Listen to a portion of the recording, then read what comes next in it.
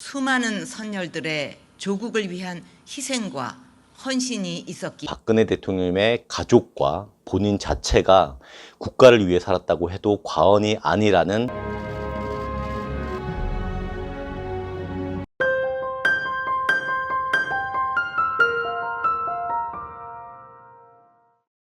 안녕하십니까. 밝은의 광장의 김휘종입니다. 오늘은 제67회 현충일입니다. 박근혜 대통령께서는 그 누구보다도 나라와 국민을 위해 희생하신 순국선열과 호국 영령, 국가 유공자 분들에게 깊은 감사의 마음을 가지신 분입니다. 밝은의 광장 구독자, 시청자 여러분들도 같은 마음으로 오늘을 맞이하셨을 거라 생각합니다. 법정 공휴일인 현충일이 월요일인 관계로 연휴 느낌으로 휴식을 취하시는 분들이 많을 것이라고 생각합니다. 그러나 나라를 위해 노력하신 분들이 있었기에 우리에게 지금의 휴식도 있는 것이라고 생각합니다. 지금의 자유와 휴식을 위해 힘써오신 모든 분들에게 감사한 마음이고, 우리 다음 세대들이 더 많은 자유와 혜택을 누릴 수 있도록 우리도 애써야겠다는 다짐을 합니다.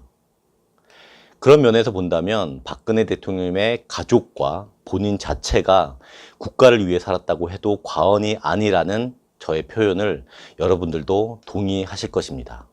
밝은의 광장에서 2년 전에는 박근혜 대통령님께서 현충일 때 하셨던 추념사들을 모아서 보여드렸었고, 작년엔 독립운동가 신덕영 선생님을 비롯해서 국가유공자를 위문 및 감사의 마음을 전하는 영상을 보여드렸었는데, 오늘은 2016년에 있었던 제61회 현충일 때의 모습을 함께 보고자 합니다. 호국영령의 명복을 빌고 순국선열 및 전몰장병의 숭고한 호국정신과 위훈을 추모하시고, 그리고 대한민국을 함께 지킨 유엔군 참전용사와 주한미군 장병의 헌신에도 깊이 감사드리는 말씀을 잊지 않으셨습니다.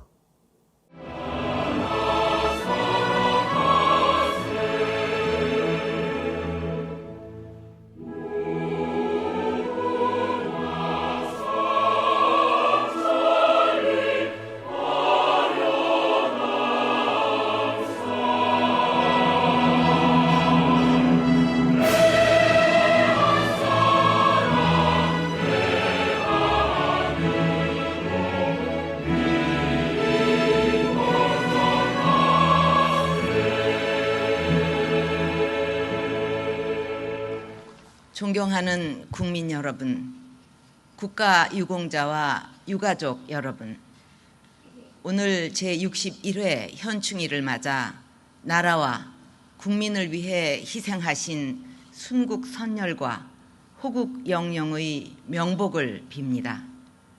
국가 유공자와 유가족 여러분께도 깊은 위로와 감사의 말씀을 드립니다. 머나먼 이국 땅에 오셔서 대한민국을 함께 지킨 유엔군 참전 용사와 주한미군 장병의 헌신에도 깊이 감사를 드립니다.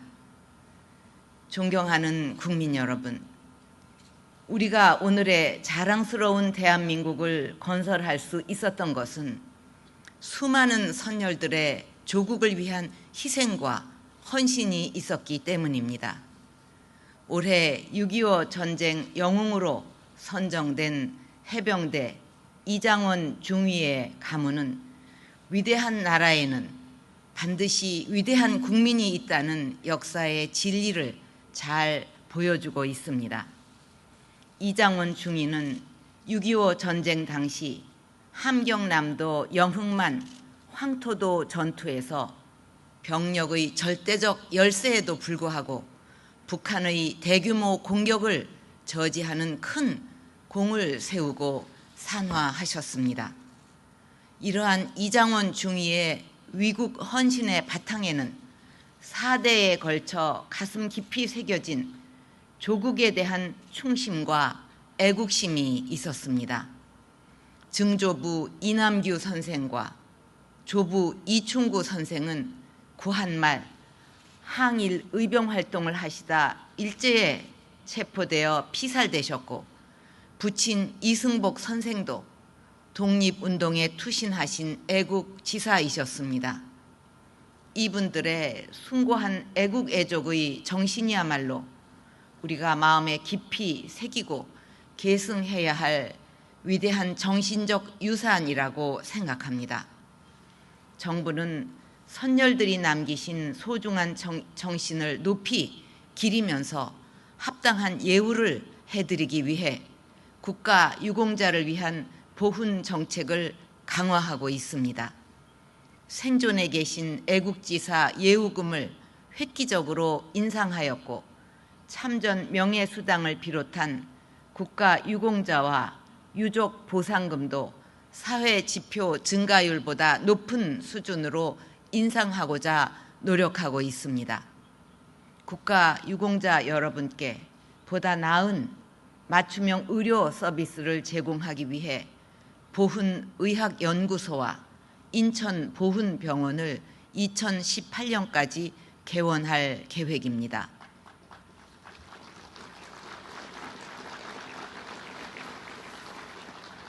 (2014년부터) 42만여 명으로 추정되는 6.25 전쟁 참전 미등록 국가유공자 발굴 사업을 중점 추진해서 현재 16만 5천 명의 신상을 확인하였습니다.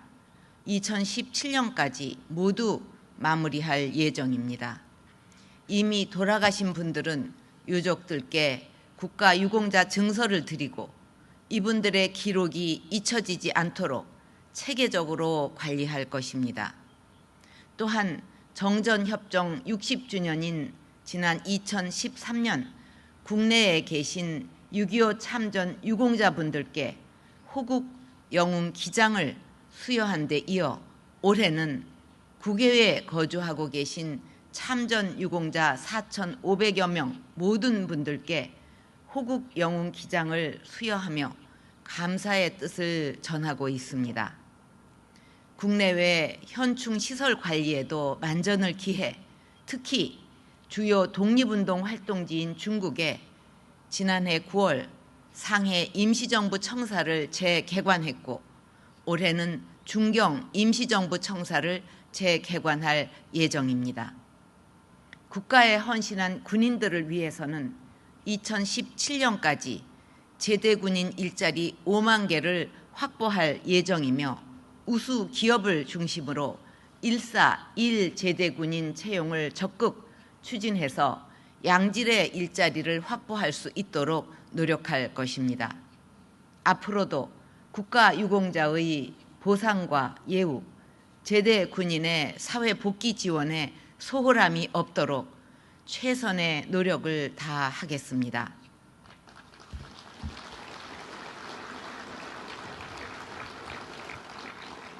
국민 여러분, 얼마나 많은 선조들이 하나된 조국을 만들기 위해 생명을 바치셨던가를 생각하면 갈수록 엄중해지는 분단의 현실이 참으로 안타깝습니다.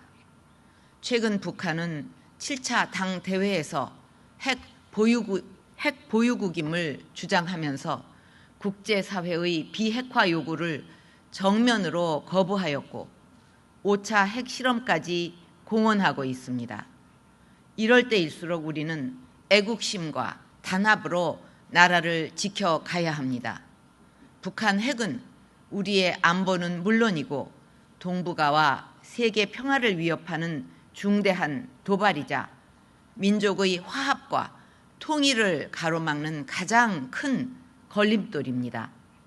정부는 북한이 비핵화의 길을 선택하고 대화의 장으로 나올 때까지 국제사회와 긴밀하게 협력하면서 강력한 제재와 압박을 지속해 나갈 것입니다. 또한 확고한 한미 연합방위 태세를 유지하면서 대북 억제 능력을 강화해 나갈 것이며 도발 시에는 주저없이 단호하게 응징하여 우리 국민의 생명과 안전을 반드시 지켜낼 것입니다.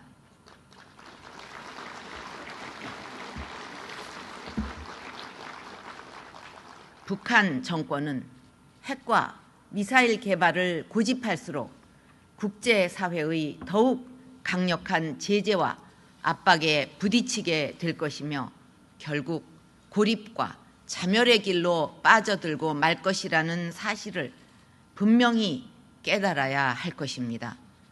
국가 안보에는 여야, 지역, 세대의 구분이 있을 수 없습니다.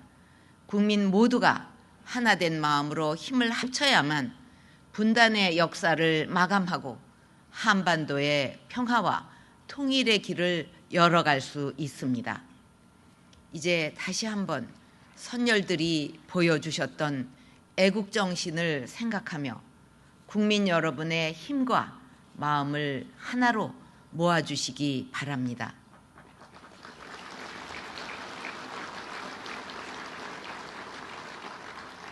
저와 정부는 국민 여러분과 힘을 모아서 선열들의 숭고한 희생으로 이룩한 대한민국의 자유와 번영을 지키고 더욱 발전시켜 나가겠습니다. 다시 한번 순국 선열들과 호국 영령의 명복을 빌면서 국가 유공자와 유가족 여러분께 깊이 감사를 드립니다. 감사합니다.